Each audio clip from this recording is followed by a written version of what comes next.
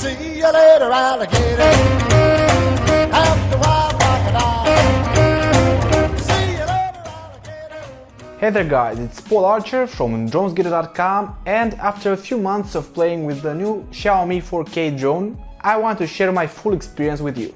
At first they made the 1080p Xiaomi drone, but this year Xiaomi released the 4K version with more improved features that directly compete with DJI products and at an incredible price. I got mine from GearBest because I found some really incredible prices, and they also offered a good discount. You can find the links and coupon in the description. I'm talking about paying like $400 for a camera drone that has it all, which is amazing. I already have compared it with the DJI Phantom 3 Advanced, a video which you can check over here or in the description, but hold on and watch this video first. I was really excited when this drone first arrived a while back, and let me tell you, the outside presentation is very clean. It feels like I'm opening a package with a drone made by Apple. The controller is yet another stunning piece of equipment that to me actually felt more premium than any DJI product I tried. And I love DJI drones. The packaging itself is very well made and is very protected for long travel. I actually still keep my drone in the original package. It would be better to buy a separate case though, but not necessary. Next, on a slot of its own, is the camera and gimbal module. A modular camera like this means that you'll be able to easily change it if it breaks. But I'll give you more details after the unboxing. It also came in the package with 4 propeller guards that look very cool when you put them on. Unfortunately, they make this drone even bigger, but I recommend you put them on, especially if you're a beginner. By the way, if you never flew before, a drone like this will be very easy to control because it comes with a GPS, and it basically flies in the same spot, so you can take your time to learn the controls. The propellers it comes with are pretty big, but they look stunning. They are marked with gold or silver depending on where they go on the aircraft. There are colored signs on each arm to guide you. There's also 4 additional spare propellers that you can use in case the original break, but that never happened to me. It comes with a big 4S 5100 mAh battery, with some really unique charging ports and a good-looking 2.9 amp charger. The charger head looks like something I've never seen before, but goes in the battery very smoothly. It seems you can charge the battery through any of the side ports. In the package, there's an USB to micro USB cable for charging the remote and connecting it to your phone, or inserting it into the camera micro USB slot to get the footage you need without taking out the micro SD card. There's also a screwdriver and some screws. The drone itself has a very nice, subtle design with minimalistic golden vents that go on the arms, along its belly, and even on the sensor module to keep everything cool. The sensor module on the bottom has a stereoscopic camera to maintain its position indoors and 2 sonars for detecting the distance to the ground, just like most DJI drones. Underneath the motors, it comes with LEDs that help you figure out its position at night and signal if there is something wrong with it. The folding landing gear is very sturdy, although I had my doubts. The legs can easily fold up or down by moving the locking switches on the sides and stay firmly in place. On the bottom at first, you will find a plastic rectangle in the place where the camera should be mounted. When mounting the camera for the first time, I made a mistake. So you better not make it too. Well, the camera connects to the drone through this slot over here and stays in place really well. But for that, you need to hold it in place with these 2 metal teeth right here. You need to make sure that the switch over here is moved toward the camera module for everything to stay in place. As size goes, this is a pretty big quadcopter. You can see here how big it is compared to a DJI Mavic, compared to a DJI Spark, and it's also slightly bigger than a DJI Phantom 3. The propellers are fast to mount. You just need to twist the end in the unlocked position, push it down and then twist again if you're safe to fly. You need to insert the battery to match the pin position correctly and you're good to go. The controller feels like a very premium piece of equipment, and the size and shape reminds me of an Xbox controller. It's considerably smaller than a DJI Phantom controller, for example, and that's a very good thing. Starting from the top, there are 2 video and signal antennas, and in between them we can find an extendable hub to put your smartphone in. This slot can fit perfectly any phone on the market right now. Unfortunately, it's not large enough for a bigger tablet, so you have to consider that if you're a tablet guy. I can easily do with just my phone and never had issues. It's actually more comfortable for me. I'm using a Xiaomi phone here, but the app and controller works perfectly with any smartphone I tried. Android and especially iPhone. The phone stays in a very stable position, so don't be afraid you'll drop it on the ground. I know that many phones these days are actually more expensive than this drone. On the top left of the remote, there's a wheel dial with which you can control the camera angle smoothly. On the other side, there's a symmetric dial that controls exposure. In the middle between the sticks, you can find a return to home switch, which you can turn back to the default position if you want to stop the return to home. A very convenient feature. Below it, there's a neck strap hole that's very solid. And of course, we have two awesome golden sticks, both with springs, so they always return in the same position. On the back, there are two very easy to access buttons. One for starting the video recording and one for taking pictures. At the front again, and we have a power button that also shows how much battery the remote has, and next to it, an automatic landing button if you feel lazy sometimes. At the bottom of the controller there's a hatch that hides the two ports, a micro USB and an USB port. Charging and the phone connection both use the micro USB port. Overall, I really like the premium feel of this controller, and I just can't get over how good it felt in my hand. Both sticks also feel good, but I think I would have preferred them to have a little more resistance, like the DJI ones. It's time we got the juicy stuff, and by that I mean image quality and what the camera has to offer. This round camera design reminds me of the unique drone's camera, and overall it seems more durable than the DJI cameras that tend to have all sorts of cables sticking outside of them. On the camera itself there's a micro SD compartment and a micro USB slot, but I'm not really fond of the position of these, as they are on the moving part of the camera and you have to hold it in place when inserting them. I wish they were on the top of the gimbal somewhere.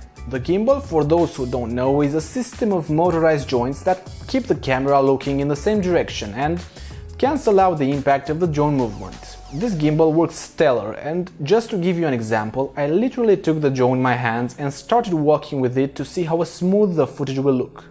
The results are amazing, especially if you try to conceal your steps a bit. This other video was shot in 1080p and you can see how good it looks already.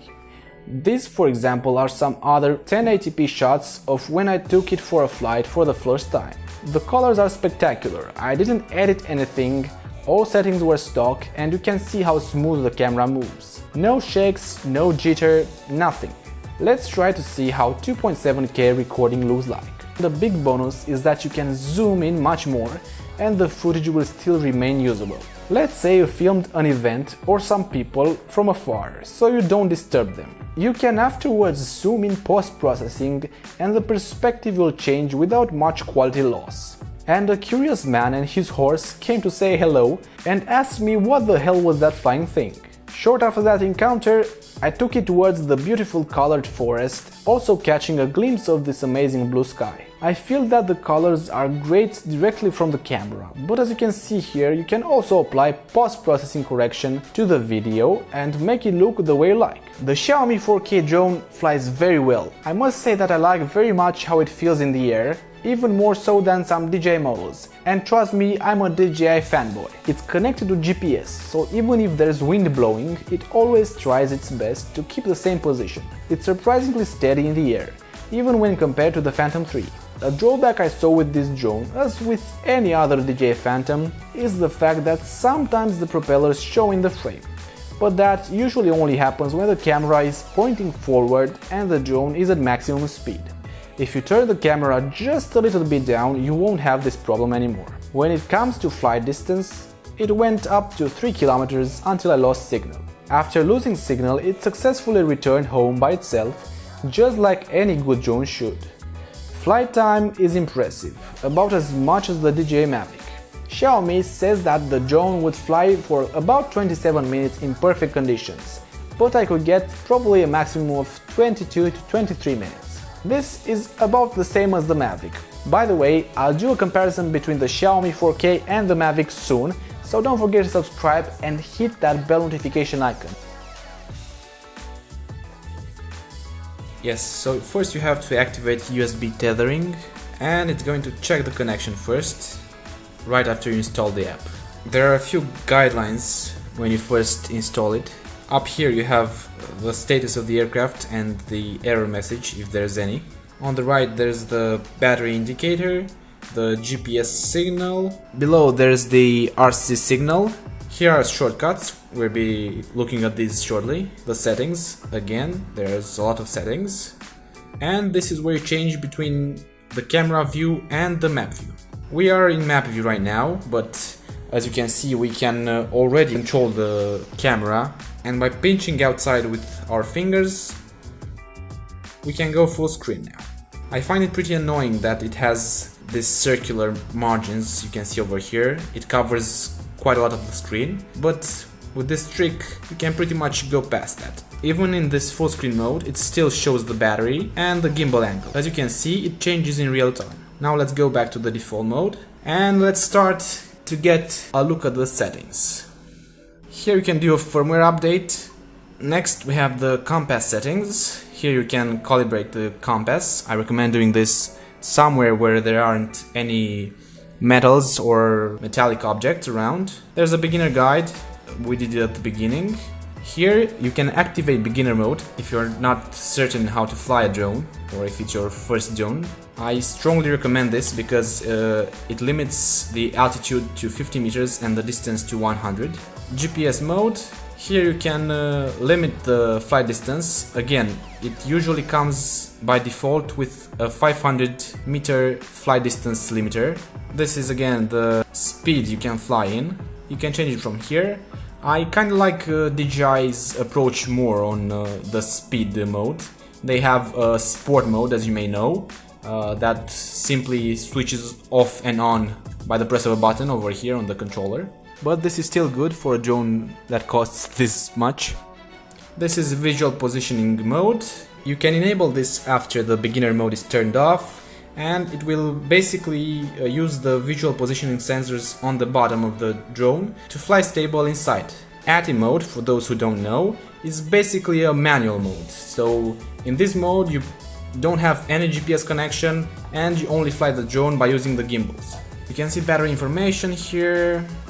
You can calibrate the gimbal, and this is where the camera settings are. I'm not really happy about where the camera settings are. I wish they were somewhere simple to reach. Maybe I want to do a small change and I really have to go deep into the menu for that. You can obviously choose 4K, which is very nice, and you can film in 2K 60 FPS, which is really nice, and of course 100 frames per second Full HD. You can also shoot RAW format pictures, which is very useful for photographers especially. And you can also reset all the camera settings if you messed some things up and don't know what to do anymore. If you want to get into flight modes, it's not really that intuitive. I had to search on the internet to find it. So you basically have to go in this map view first, and then click this icon right here, and you have all your shortcuts. They can't be used right now because the aircraft is still on the ground. You have the takeoff option shortcut, the landing, return to home, which you can also use from here, so don't worry about that. But there's also a few very interesting flight modes, including orbit flight, drone flight. There's also waypoint flight, which I will demonstrate in a future video, so stay tuned for that. But at this price I can't really complain. The Xiaomi 4K isn't a perfect drone. The camera isn't really great in low light footage. It's pretty bulky, although it can be disassembled in a smaller package, and also the app that it comes with can be improved a bit. This being said, the Xiaomi 4K is on par, if not better, than some DJI Phantom 3 models, and I actually say it's very close to the Mavic. However, we'll see the details in another video. And you get all that with a super low cost of under $500 and even close to $400 if you know where to get it. I'll leave a link in the description for the place I got mine from. I am thrilled to say that this is my current top recommendation for a budget camera drone, somewhere around $500. I love the high quality build and materials. The camera shoots 4K in stunning detail and the gimbal can be used even as a handheld. If you don't need additional gimmicks and you want a great bare bones quadcopter that does what it's supposed to do and does it really well, I recommend the Xiaomi Mi. You shouldn't hesitate and order right now. and maybe get an additional battery to fly even for longer. If you think I helped you in any way with this review, please don't forget to subscribe and hit that bell icon next to it to get all the notifications in the future. Please leave a comment down below with what you like or don't like about this drone. See ya later, alligator! See you later, alligator.